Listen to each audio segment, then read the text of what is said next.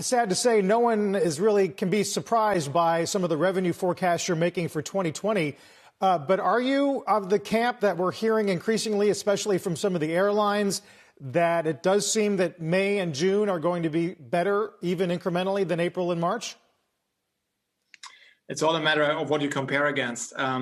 So the travel really stopped end of March, and we had more than 95% lower revenue than a year ago. And we've seen in the last couple of weeks some recovery, in particular in domestic travel, particular to beach destinations, but on a very low level. But relatively speaking to a few weeks ago, more and more people are comfortable in traveling and are re-engaging, but the levels are still far below what we would normally see.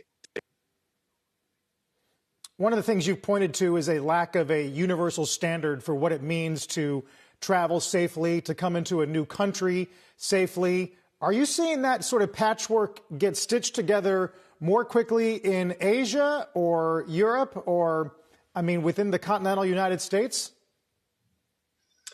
That's very difficult to say because I think it's not a one-way street. So you have in particular in Europe and the US different regulations by states, by national states, but then also by regions. And then in some countries, even like, for example, in Germany, the plan is to reimpose restrictions, actually even on a city level, if the number of new infections are rising above a certain threshold. So from a traveler's perspective, it is very, very challenging not to only know where you can travel, but also what kind of experience you are expecting in destination.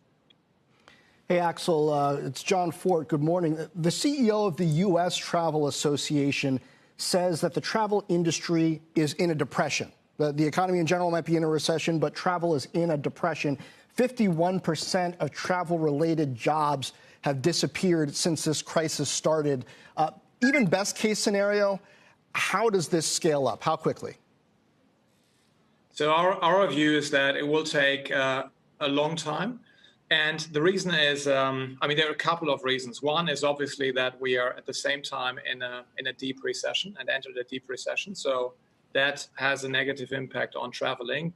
But more importantly, this crisis is a health crisis, and the health crisis is very personal. And so depending on your age, your health condition, and also your personality, you perceive the real risk that is out there very differently. And it will take some time to get comfortable with safe travel when it is possible. And that will be very different person by person. So we think the safest assumption is that it will be a very gradual step-by-step recovery where more and more travelers are getting comfortable and by traveling also getting others more comfortable. So then what would you say the industry needs to do, maybe in terms of communication or standards, to get people comfortable traveling as quickly as possible? I'm not sure that getting people traveling as quickly as possible is the right objective. Get them comfortable traveling. When it is safe, what kinds of communication and standards are going to be necessary so that people will say, okay, I understand what's going on, now I'm willing to go? It's information and transparency. So what is actually the experience that you are facing in destination? Will restaurants be open? What kind of restriction are you having to expect? And what kind of vacation or what kind of trip do you expect? And that's something that we are working on to give that transparency to potential travelers. And the more information you will have access to, the more comfortable you will feel ahead of the trip. So, Axel, given the fact that we are having this bigger conversation right now about what this could look like, and I guess some of the uncertainty and over coming months, what does it mean for Trivago, and how is it, I guess, dictating or helping shape the way you are now looking to draw more people back to the platform?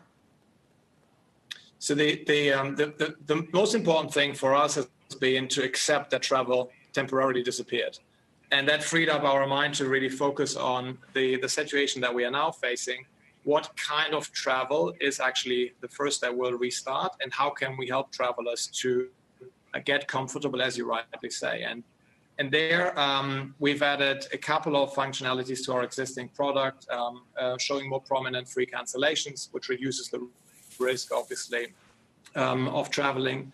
But then, in particular, we are building a local travel product, because what we can clearly see, not only in the US, but also particularly in Germany and Europe, where there is traveling starting, that the first and most comfortable trip is actually in your car to a destination that you can drive to. So local travel is the first thing that is coming back. And we think it will be important also to get comfortable with more long-haul travel.